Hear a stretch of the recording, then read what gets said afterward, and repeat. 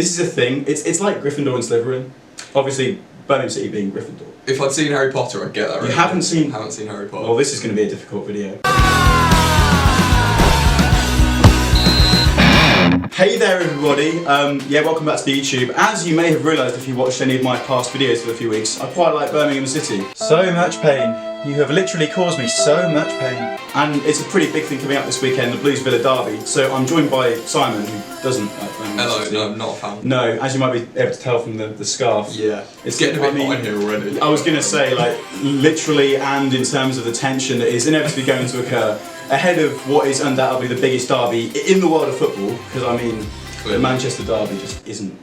Well, so basically we're just going to kind of compare and contrast the attitudes of Birmingham City fans versus Villa fans. The first big thing with Blues and Villa, I guess, success. Like, for me as a Blues fan, we haven't really had much success. Like, we won the Carling Cup, obviously, which we never got on about. No. In 2011. So I think kind of, to quote an amazing fan in Davo Birmingham's diary, which you should check out if you're a Blues fan, whether we win or lose, we don't give a f***. This will always be the same with Blues fans. As long as our players go out there and show us some heart, we don't give a f*** if we win or lose. So I mean, to compare that to Villa, do you feel like success is actually quite important being? Yeah, I think we do care. Yeah. That's the kind of one thing that really bugs me as a Villa fan. As a 19-year-old Villa fan, never seen us win anything. And you have. Technically speaking, Birmingham City are a more successful team in the 21st century. Well, 2010s plus. And we don't even care. I think that's just the atmosphere at Blues is kind of like, we don't expect victories. We love being self-deprecating. We kind of almost embrace the fact that we're so tragic. Like, you look what's happened over the past few years. Like, our last 3 games have been won under 3 different managers. Don't know if you knew that. That's a good fact. And it's beautiful. We just love the fact that we lose and we kind of embrace it. And then if we do win, it's like, oh well, I wasn't expecting that, but it's a nice surprise. Then we lose next week, you're just back to kind of, well, it's Blues, it's what you expect. Right, quality of football, aesthetically, how beautiful the game is to watch. Yes, this is going to be a short category. It doesn't matter. But I mean, for Blues fans, again, I kind of saw this comment on Twitter that was like, forget all this solar kind of fancy passing, attacking football. What I really want to see is Stephen Gleeson 2-foot someone on the halfway line, then Lucas Jukovic run the ball into the net with his face attached to it. That is a typical Blues thing to say. I mean, for me, we put up with the whole trying to play 3 at the back, losing 4-0 to Barnsley or whoever. I care about good quality passing football, and that is why I watch Birmingham City ladies who have the time and space to do that. In the Championship, it's very much kind of like the physical contest gladiatorial. So for Villa, are you feeling like the quality of football is a factor that's a lot more? They want it to be good, don't they? Yeah, I think so. I think we have a tendency to sort of, especially in recent years, to get on the backs of the team. I mean, we haven't been winning, and then we haven't been winning. Oh, I know you have been winning. Yeah, I think the quality of football is fairly important.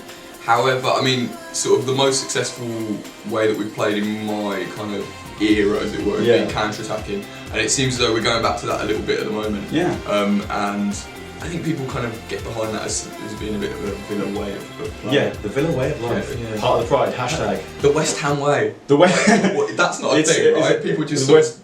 Is that their hashtag, or is that just what people? They say like there's this thing called the West Ham way. No one knows what is the West Ham Ham way? Is it like their weird, twisted philosophy, hiring people who turn out to be slightly involved in illegal activities? Has that happened? That's Big Sam. Big Sam. He was passing all that data about. That was a big drama about it. Then everyone forgot about it. Yeah, it's true. Because it doesn't matter. It's Big Sam. Anyway, next category: size of club.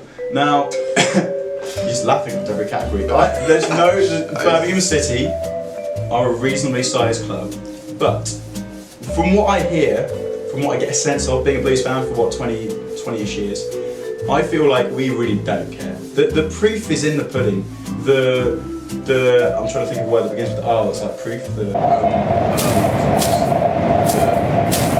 The respect is in the results. So basically, you get a lot of Leeds fans, for example, be like, we're a massive club, we're still the biggest club in Europe. And I'm like, well, it doesn't matter, because you're playing in a championship. If you're, say, supporting like, I don't know, Watford, playing in the Premier League, they are much better as a football team than Sheffield Wednesday, playing in the Championship. And yes, Sheffield Wednesday might be the club with the bigger history, you know, the more kind of, the pride behind the trophy cabinet, but that's practically irrelevant, because none of the players who won those trophies still play.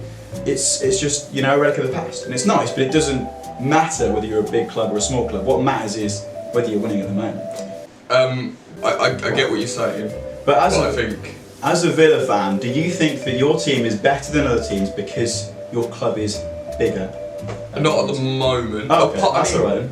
Partly, there's an element of probably. The bottom line is, do you think Villa fans kind of care more about the size of a club in terms of the amount of respect due to that team? So like, does a club in the kind of ilk of like Everton or Man U deserve more respect than a club like Bournemouth that's only recently got success? Yes, I think so. Well, there you go. That's the proof. I think no. Blues and Villa fans, it's like different sides of the coins. And finally, in this big decisive video on the differences between Blues and Villa fans, each other. How differently do you think the way that like Blues fans see Villa fans and Villa fans see Blues fans is? Because for me as a Birmingham fan, Villa are kind of like that team that's, you know, again, it comes down to whether you're supporting a team because, you know, you're a fan and you're loyal, or whether you're supporting a team because they've got success. And I'm not saying there's a lot of Villa fans that are glory hunters, because a lot of people are local. But for me, there's kind of a little bit of an arrogance about Villa because of the kind of the entitlement to win. That's the thing. That's what I don't like about Villa. Without not you personally want to be successful. Well, no, because you feel like you deserve the success. Without like you'd be like, oh, because it's Aston Villa, we should win. Whereas you go, there's no sort of true though. Well, it's not sort of true. You've got to go on the. It's not. You've got to go on the pitch and you've got to earn that. You can't be like, oh well, we're Aston Villa. Look at the badge, you know, we should be winning. And Blues, because it's a very humble club, just like Birmingham as a city, we're like, well, we don't deserve to win, but we're going to go out there and we're going to try and at least, you know, kick someone and win in the process. I think, obviously, we want that on the pitch, but also there is this sense that Villa are a big club. I know it's so boring. You said it. You just said it. But you said it didn't matter earlier. No, it does matter. It does matter a little bit. Right. And that therefore we should be aiming really high. And if either the owner or the manager or the players don't seem to match that ambition, I think that is when it sounds like a school counsellor going into an academy and going, "Oh, you should be aiming high, guys. Aim high. Don't let them tell you otherwise. You can be in the Premier League if you want." Yeah. Well, Villa, 5th most successful club in England. Exactly. Like that's by what possible measure? You know, the 5th successful most club in England is the one who's placed 5th in the Premier League table. That's true. This is true. It's not true. Whichever the team placed 5th in the Premier League table is, that is the mark of success. That is, you are the 5th. No, it's not. It's like over the whole lifetime of the club. But that's 200 years. What possible relevance? Yeah. I mean, I do get what you're saying, but it's completely wrong. Okay.